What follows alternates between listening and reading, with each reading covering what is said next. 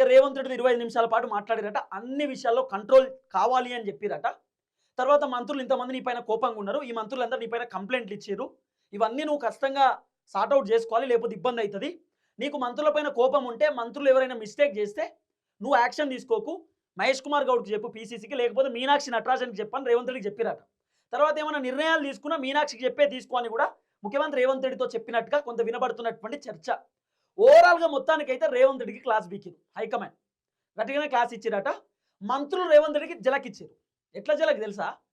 ఇక్కడేమో మా రేవంత్ అన్న అని, అక్కడ వెనుక రేవంత్ అన్న పైన కంప్లైంట్ ఇచ్చిరట మంత్రులు.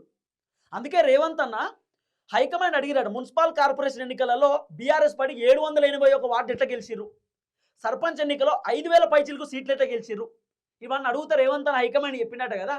నేను గట్టిగానే ఫైట్ చేసిన సార్, మంత్రులు ఫెయిల్ అయ్యారు, మంత్రులు గట్టిగా పని చేయలేదు, నేనేం చేయాలి?